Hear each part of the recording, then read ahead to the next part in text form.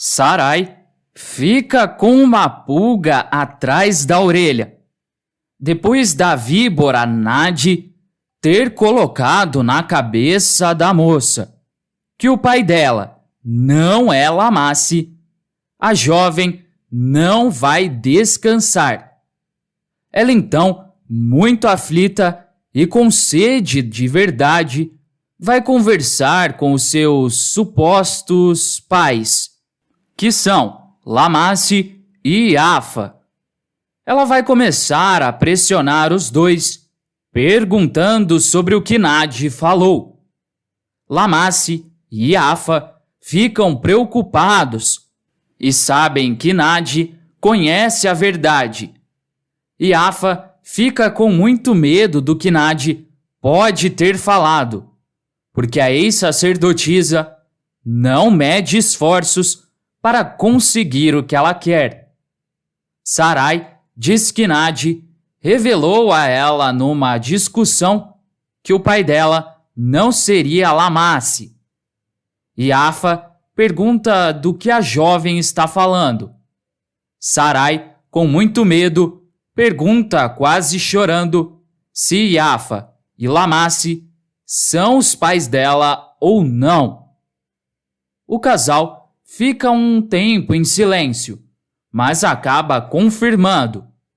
Sarai não fica convencida com a resposta e pergunta por que é que Nade falou aquelas coisas então. Iafa chama Sarai de filha e pergunta se ela não sabe que Nade é completamente louca e sem caráter. Sarai confirma e ia falar algo, mas Iafa interrompe a suposta filha para ela não fazer mais nenhum questionamento e diz que é para Sarai ficar tranquila, porque Nade não fala coisa com coisa. Sara finge acreditar, dizendo que seus pais têm razão e que Nade não passa de uma maluca. Lamasse e Iafa ficam bastante aliviados, já que para eles conseguiram contornar a situação. Mas Sarai não vai aceitar essa resposta de sua mãe, porque claramente o casal está muito nervoso e não passaram um semblante verdadeiro. Ela então vai continuar com as suas buscas e tentar achar a verdade sobre ela sozinha. E ainda, novo povo surge para invadir Ur. Esse novo povo vai fazer crueldades com Gúric e ainda vai ter um sumo sacerdote de Ur como grande aliado. Abrão e Dinissim brigam com Naor, mas o filho de Nade tem uma atitude radical. Ibsim tem surto e acaba descontando na nova rainha de Ur, Quíria. Naor foi pego no flagra pelo seu pai. Terá vai ter uma atitude brutal, mas Naor vai acabar falando demais. Vale lembrar que essas histórias não estão citadas na Bíblia, mas a Record resolveu produzi-las mesmo assim. Mas antes de continuar contando o que vai acontecer na novela, se possível, clique no botão de gostei e se inscreva no canal. Assim, o YouTube te avisa sempre que sair um vídeo novo de Gênesis, da Record, e você fica por dentro de todas as novidades da novela. Agora, aproveita e me conta, qual será o desfecho de Amate? Será que ela vai perder a vida ou vai terminar com Terá sozinha? Deixe a sua opinião aqui nos comentários. Naor foi pego no flagra pelo seu pai. Terá não gosta nada da atitude que seu filho teve. Os dois vão brigar feio e Naor vai dizer coisas que ele não deveria dizer. Quando Terá começa a dar uma bronca em seu filho, dizendo que está muito decepcionado com a atitude dele, Naor não vai dar a mínima para o seu pai. Terá vai ficando cada vez mais furioso, já que seu filho está praticamente ignorando ele. Naor puxou mesmo Nade com um jeito arrogante e prepotente. Terá vai continuar falando que Naor deve ser igual aos irmãos, mas Naor vai ficar possesso e não vai conseguir segurar a sua língua. Ele vai dizer que existe uma grande diferença de tratamento entre ele, Arã e Abrão, porque os outros dois são filhos da Amate e ele é filho de Nade, a esposa que veio depois. Terá vai perder a paciência e diz que isso não existe e que Naor tem que se comportar como um homem e não como um moleque mimado. Depois dessa discussão, Naor vai acabar encontrando Abrão e Dinissim. Os dois são até amigos de Naor, mas o filho de Nade, com a educação que a gente já imagina que ele tem, é bem grosso com os dois. É claro que eles não vão gostar e uma discussão vai iniciar. Mas essa discussão não vai levar nada a lugar nenhum. Abrão só vai ficar com mais raiva do irmão e Naor vai ficar mais bravo e mais sem educação do que já é. Além disso tudo, Gúrik vai ser derrotado. O que o rei e o conselho previam aconteceu.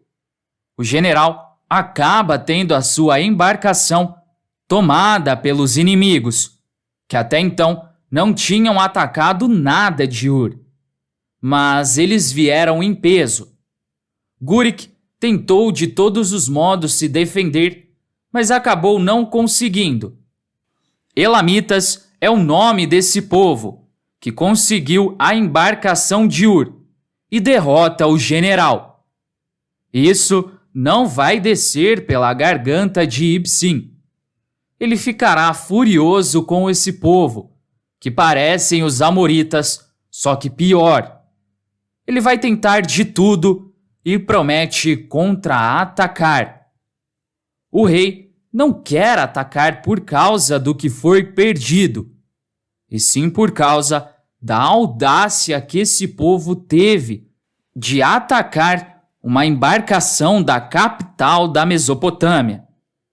Mas o rei nem podia imaginar que um de seus grandes sumos sacerdotes se bandeou para o lado dos inimigos. Esse sumo sacerdote é Morabe, que foi expulso de Ur e precisava de algum lugar para ficar. Por isso, ele resolveu se bandear para o lado dos Elamitas, que daria comida e moradia para ele. E de quebra, Morabe ainda ajudaria o povo a fazer a sua vingança contra Ur. Morabe vai fazer um ataque mais forte ainda para cima de Kissari, mas dessa vez ele promete que não vai ter um erro sequer. Ainda muito bravo e atordoado por causa do que está acontecendo, Ibsim está uma pilha de nervos. A rainha de Ur, Quíria, vai tentar acalmar, mas o rei toma uma decisão. Quíria fica ao lado dele para apoiá-lo em tudo, mas Ibsim não gosta disso. Ele se irrita com a sua esposa e dá uma bronca nela. Quíria fica sentida, mas tem que obedecer. Além disso, ela também não é como Enlila, que bate de frente com o rei. Na Bíblia, mais para frente do tempo que está passando na novela, é relatado que Sarai acaba se casando com Abrão, que é seu meio-irmão. Sarai também tem o chamado de Deus. Quando o Criador chama Abrão, para a terra prometida, ele quer que Sarai vá junto de seu esposo para dar forças a ele. É nesse momento que Sarai tem o seu novo nome. Ela passa a se chamar Sara. Abrão também tem a mudança de nome que passa a ser Abraão. Sara continuou com a sua beleza que encantava por onde passava. Ela era tão bela, mas tão bela, que em 2 oportunidades Abraão teve medo de perder a sua esposa para os nobres do reino onde passou. Uma vez foi no Egito que Abraão disse que ela era sua irmã e acabou perdendo Sara para o faraó, mas só por alguns dias. O rei do Egito não gostou quando descobriu que Abraão mentiu e devolveu Sara. Outra vez foi com o rei Abimeleque. Ele ficou encantado por Sara, mas Deus fez ele sonhar que a moça era esposa de Abraão e devolveu Sara para Abraão. Sara só tinha um problema. Ela era estéril, ou seja, não poderia ter filhos. E uma mulher estéril não servia para nada, já que ter filhos era o bem mais importante que um casal deveria fazer. Com isso, muito preocupados com a linhagem da família, Abraão resolve tomar uma atitude que vai chocar a sua esposa. Ele resolve arrumar uma mulher para que ele possa ter relações, para ele finalmente ter um filho. E isso era completamente normal naquela época. Tanto é que Sara, na verdade, só fica surpresa pela atitude repentina e triste por não conseguir fazer essa função com o seu marido. Essa mulher, que vai gerar o primeiro filho de Abraão, era chamada de concubina, uma moça que apenas vive com um homem, mas não é casada de papel passada ou diante de Deus. A concubina escolhida se chama Agar. Sara aceita que seu marido tenha relações com essa moça, para que a linhagem de Abrão não termine ali. Vale lembrar que Sara só está fazendo isso por pura pressão de parentes de Abraão, principalmente Terá, pai de seu esposo. Uma diferença entre a Bíblia e a novela é que na novela Agar, na verdade, não vai ser uma concubina, e sim uma serva que trabalha para Abraão e Sara.